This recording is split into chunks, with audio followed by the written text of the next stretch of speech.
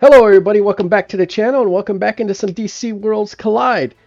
We got a new character in the game. Not sure when he's going to drop. I'm thinking, I thought they do these on Thursdays. But I'm not sure, but I'm sure he'll be here shortly. Um, and it's General Zod, so that should be pretty cool. We're going to go over his kit real quick, and then I'm going to kind of give you my idea of how I think he fits into my roster, whether or not I'm going to pull for him. And I got some other crazy idea I think I might do too, but definitely looking for your help and any comments and suggestions you might have.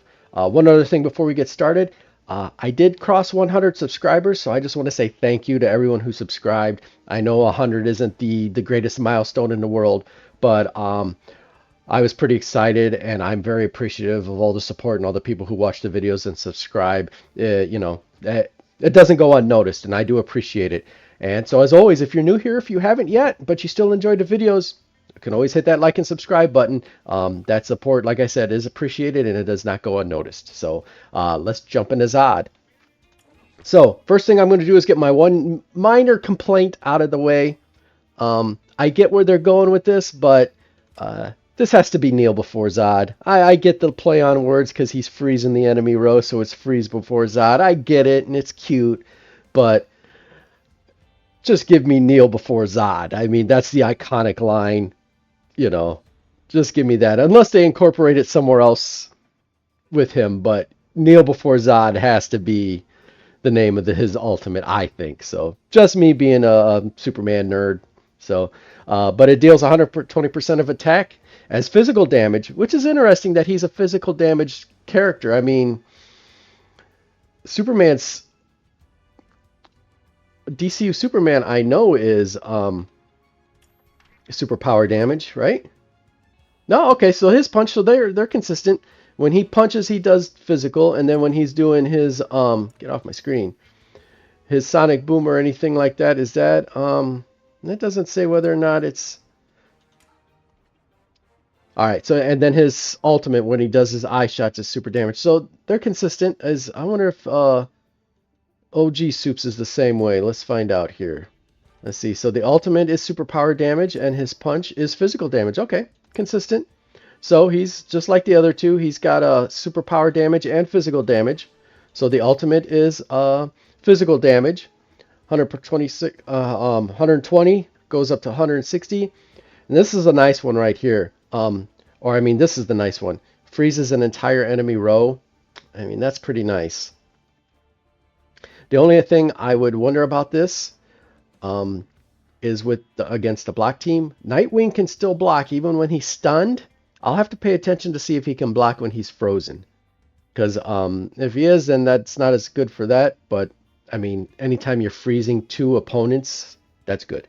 You know, you're keeping them from taking turns, you know, and stuff like that. That's good stuff. And then if I'm reading this right, if the enemy front row is targeted, so he frees the target, then he also does 100% damage to the back row as well. So he'll freeze the front and then damage the back. So he's basically affecting all 5 characters, you know, multi-target damage, which is right there in this kit. So, but, you know, that's probably the rank 10, right? All right. His regular has a 50% chance to either use heat vision or frost breath. Obviously, frost breath would do frostbite, heat vision would do burn, and then it just stacks accordingly. And then once you max it out, he does both. I'm not sure if this is a passive or what this is. 3 times per turn when an enemy detonates, 1 stack of burn is applied to a different enemy in the same row. So when detonates, someone else in the same row gets a burn. That can happen up to 3 times in a turn.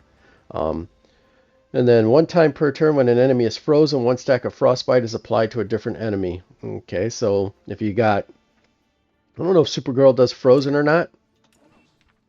Yep, or freeze, I mean. But so she freezes someone too, and then she would do frostbite. So you can see the synergy here with the Kryptonians. It's there. And then of course all this stuff just scales up as you invest in them and stuff like that, to where you can do it 5 times with the burn, 3 times with the freeze, and then just keep scaling. So another path: during battle he gains 50% physical reduction but takes an additional 50% super power damage, you know, obviously. So You know, Hal Jordan, is he superpower damage? I'm going to assume he is. He's a Green Lantern, but we'll double check just to make sure. Where are you at, Hal? There he is. So yeah, superpower damage. Is he going to be able to nuke him out of the existence in one turn? You know, something you have to worry about if, you know, with that, you know, if he's going to take 15% plus superpower damage. 30 and then 35% first one, and then if two Kryptonians are present, reduce the ultimate cost by 2. Now that is nice, because he can just keep freezing over and over and over. But again, this is probably going to be rank 10, so that's a ways up there. And then during battle, increases attack by 10%. Once per battle, when taking a fatal attack, General Zod will survive the attack with 1 HP. And so he's got to revive just like old girl, the bride. And Zod will heal 45% of it. I'm sure all that scales up as he is invested in as well. I do like the fact that he works well with the Kryptonians. I've talked about this before in other videos. I like the lore. I like seeing Aquaman and Mera work together. I like the idea that this could be your team right here, and you're getting, you know, the Frost, the Burn, you know, you got all the Kryptonians on one team. I like that stuff. I kind of wish it was more of a Superman family as opposed to sticking Zod in there, but, you know, I like the idea that we have Kryptonians together and they're on a team together. I don't know. Like I said, me just geeking out, I like that stuff. I think that stuff's cool. He's a tank. We got plenty of those. He's mighty. We've got a ton of those. You know, that just doesn't really push anything for me. It's nice that he's a villain because it'll help in Convergence, because especially with my roster, Convergence, and I don't know if it'll even let me in there. No. I struggle with this one. As you can see, I'm 12 everywhere else except for these blues. Except for the blues, because I just don't have very many. But this is the villain one, and I just don't have any villains that really cause enough damage to get me through.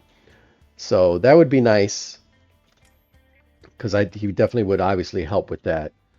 Okay, guys, so that's my kind of my drawback there, is that he's just a mighty. So that's when we've got a red. I don't need any help with that. He would help with Convergence, so that would be nice. But yeah, and there he is in all his glory. And now the question is do I pull for him? And I'm not sure yet. My initial first response was no. I don't need him. I've got my burn team set up with Mr. T. You know, he's legendary. I would probably get him to 8. I would be able to get him to 8 with the event. But then what? You know, I got Aquaman. I got to finish at 10. Then is he my next one ahead of DCU Superman? You know, so then he's sitting there at 8 for at least another 3 months. I just wasn't sure. So my initial response was no, but then I thought, well, you know, what teams could I put together with this guy? I have these two. I could do a all-out burn team and just, you know, be, you know, just kind of not give up on the Frost, but just go all burn. And oops, and just go Zod with Soups up front, and then, you know, Superboy, Starfire, and Dr. Phosphorus in the back. I was thinking that would be a pretty good team I could do and run there, and that would be nice. I don't have any. I don't have much on Frost, but Aquaman and Green Arrow I do have. And then, of course, you could Mera. You could pair Mera and Aquaman, but you'd probably have to do them in the back row. Or you could put Zod in the back row, I guess. You could put these two up front with Zod in the back with Arrow. And then if you got Supergirl, you could do that. I have Bizarro. I don't know how effective Bizarro would be in the back row, but it would be an all-freeze team. If I wanted to mishmash, I could do Zod with Aquaman up front and then do like a burn in the back. So I have a couple options, but I don't think I'm going to take either of those. So hear me out, because this is where I'm going to need your help. I figure I have 3 options for Zod. First is I draw for him, and we get him. I am 25 away from pity, 26 away from pity. So I would get him. I have 70. It'd be a no-brainer. 2, I could just outright skip him, add another 40 to 50 super encrypted tokens, and then I'm in good shape for whatever season comes next. I got a good burn team. I don't have Supergirl, so I'm not really excited about anything in the frostbite or freeze portion of it. So I could just let it be, re-up my tokens through the event, and just see what epics they drop with them, if any. They're supposed to be doing this whole fire and ice thing to see if, who comes next.